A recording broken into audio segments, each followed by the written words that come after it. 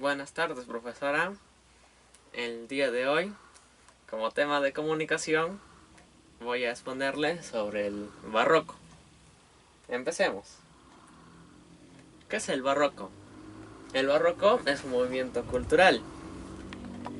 Coincide con un periodo de crisis religiosa, social, económica y política. ¿Cuáles son sus características? Sus características son la depresión económica, las diferencias políticas entre los parlamentarios y estados absolutistas y enfrentamientos religiosos entre protestantes y católicos.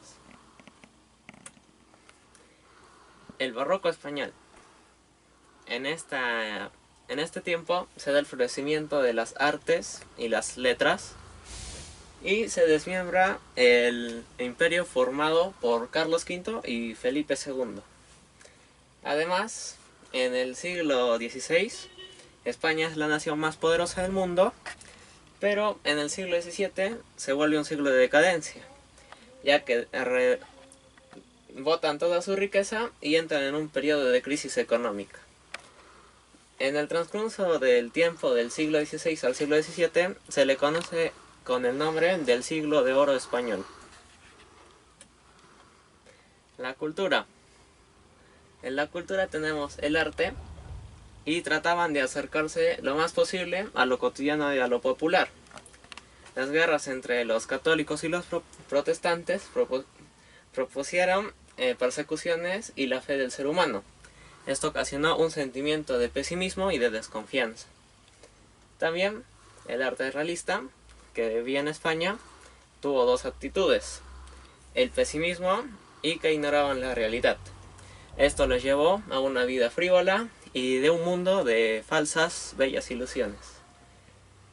Tenían un afán de aparentar y el gusto por el espectáculo. En el Renacimiento, el hombre renacentista creía en el mundo armonioso y confiaba en la naturaleza. Pero en el hombre del siglo XVII piensa que la naturaleza es engañosa y que es solo un conjunto de apariencias. El arte del siglo XVII. ¿Qué significa barroco? Barroco significa excesivamente cargado de adornos. ¿Cuáles son los temas del arte del barroco? El desengaño, la fugacidad de la vida y la apariencia engañosa de las cosas. Estos son algunos de los estilos que utilizaban los artistas de este tiempo: el dinamismo, el contraste y la artificiosidad. El arte del barroco era opulencia y era un poco brillantez, mientras que en el Renacimiento se impregnaba la belleza.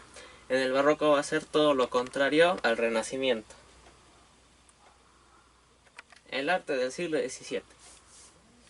La arquitectura barroca, como podemos ver acá, tiene uso de líneas curvas en los edificios y elementos decorativos abundantes, como podemos ver acá algunas estatuas.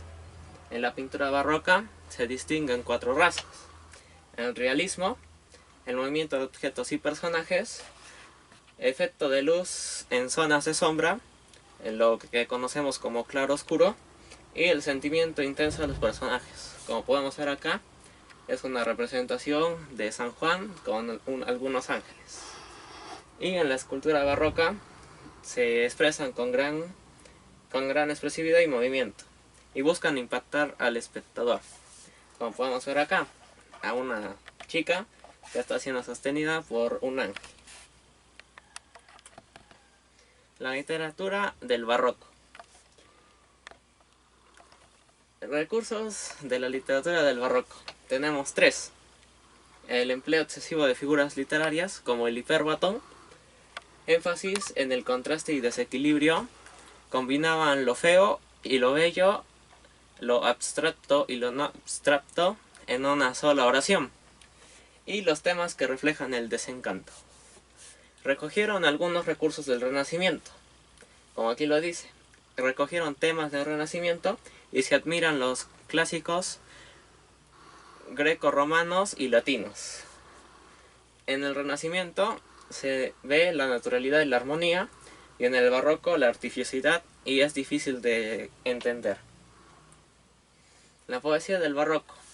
Tenemos dos. El conceptismo, el imperio del ingenio. Asocia las ideas ingeniosas, expresa muchas ideas en pocas palabras, y es un texto denso y de difícil comprensión. Como máximo representante tenemos a Francisco de Quevedo, que lo podemos ver acá. En sus obras ponía chistes o bromas de doble sentido, usaba la sátira y la burla para denunciar la autoridad de la situación. Todo esto es conocido como los versos de Quevedo. Empleaba constantemente la antítesis y la paradoja, y usaba mucho la hipérbole, que es la exageración. El segundo es el culteranismo, el culto a la belleza. La belleza formal y el lenguaje es una de sus características, y también se utiliza las palabras por su sonoridad y para poder provocar un recuerdo o la imaginación. Predominan los relatos mitológicos de los griegos y la repetición de temas del Renacimiento. Como máximo representante, lo podemos ver acá, es Luis de Góngora y Argote. En sus obras las embellecía con divertidas metáforas, introduce demasiados cultismos y neologismos, y esto ocasiona que tenga una gran dificultad expresiva, y cambia la oración con los hipérbatos. El teatro del barroco. Este siglo se conoce como el Gran Teatro del Barroco, ya que fue su época de mayor apogeo. El teatro se había vuelto un espectáculo, ya que podía ir desde el rey hasta el pueblerino más humilde, y acá tenemos tres representantes: Lope de Vega, Pedro Calderón de la Barca y Tirso de Molina. La comedia nacional tiene 4 rasgos: la combinación de personajes trágicos y cómicos, división de la obra en 3 jornadas o actos, el lenguaje empleado tiene que ser entendido por todos los auditorios, y repugna las unidades de tiempo y lugar. Lope de Vega fue el creador de la comedia nacional. Una idea que antes tenía, como el concepto antiguo, era que el teatro tenía que enseñar. Mientras tanto, Lope de Vega dijo que el teatro tenía que deleitar al público. Lope de Vega dijo esta frase, la cual es: el teatro cambia con el paso del tiempo. El teatro del barroco, la comedia nacional, tiene 2 características métricas. Una es la métrica adaptada a las situaciones. La estrofa se ajusta a las circunstancias dramáticas, de acuerdo a una tradición que atribuye al tema de cada estrofa, y el decoro expresivo. Se busca la adecuación entre la naturaleza o características sociales del personaje y el lenguaje que se emplea. La influencia de Lope de Vega hizo que Pedro Calderón de la Barca y Tirso de Molina escribieran sus propias obras, y este último, Tirso de Molina, escribió la obra El burlador de Sevilla, que nos narra la vida de don Juan Tenorio, quien es un seductor presumido que engañaba a las mujeres. Esta obra fue recreada posteriormente por Molière y Lord Byron, y poco tiempo después por José Zorrilla, quien le puso más características a esta obra. El escenario de la presentación. Aquí tenemos lo que es conocido como corral de comedias. Se ubicaba entre 2 casas, como podemos ver acá, con un tablado de madera, acá. Posteriormente, esto fue evolucionando a lo que conocemos hoy en día como un teatro. Sus características. El teatro como espacio de diversión. No eran lugares silenciosos, ya que al estar ubicados entre 2 casas, las personas pasaban y a veces no les importaban y hacían bulla. No estaba prohibido hacer todo lo de hoy en día: comer, gritar, hablar. y eran lugares de diversión bastante bulliciosos, ya que al estar entre dos casas la gente transitaba y a veces había peleas y así. La escenografía era muy escasa, ya que al ser un poco precario no tenían una iluminación así artificial y tampoco había un telón. Todo se hacía en vista del público. Si tenían que cambiar de escenario, todo lo hacían con el público mirando, o los actores ahí mismo se cambiaban. Los escenarios y la tramoya alcanzaron gran sofisticación con el paso del tiempo y fueron evolucionando a lo que hoy conocemos. Lope de Vega, la mayoría de sus obras no son comedia. Por eso, algunas son también tragedia. Por eso se inventó el término la tragicomedia, que es la combinación de tragedia más comedia.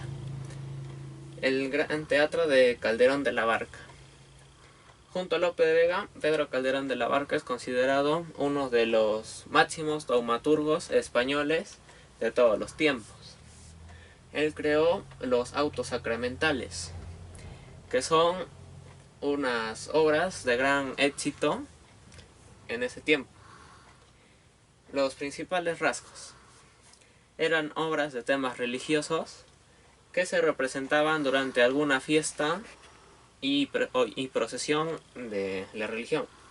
Explicaban de manera didáctica la doctrina de la Eucaristía al pueblo. Estaba montada sobre carros y una espantosa escenografía. Esto para atraer a la gente, ya que con su peculiar aspecto muchas personas iban a escuchar y así aprovechaban de enseñarle la doctrina religiosa. Obras y autores del barroco español. Acá tenemos a tres. A Miguel de Cervantes Saavedra, el cual escribió Don Quijote. También Luis de Góngora y Argote, que escribió dos obras, Fábula de Polifero y Gatea y Las Soledades. Y Francisco de Quevedo y Villegas, que escribía varios poemas, como los poemas metafísicos, morales, religiosos, amorosos y satíricos. Y también escribió una obra titulada Sueños de la historia de la vida del buscón llamado Don Pablos. Gracias.